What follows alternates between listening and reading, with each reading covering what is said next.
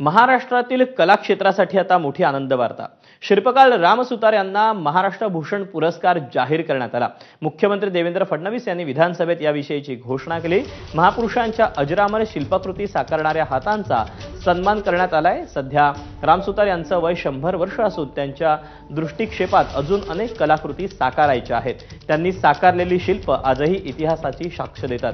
हुबेहूब जिवंत पुतळा उभारणे त्यांचा हातखंडा आहे। त्यांच्या शिल्पकृतीतील मानवीय भाव इतके सूक्ष्म आणि बोलके आहेत की त्यातून काहीतरी संदेश पाहण्याला हमखास मिळतो।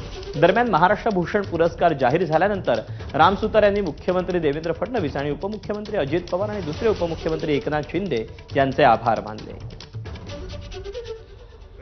खैर मला जे पुरस्कार देण्यात येत आहे त्याच्याबद्दल आनंद आहे, परंतु माझ्या कामाबद्दल जे काही आहे त्याच्याबद्दल मला हा पुरस्कार देत आहे, खूप आनंदाची गोष्ट आहे।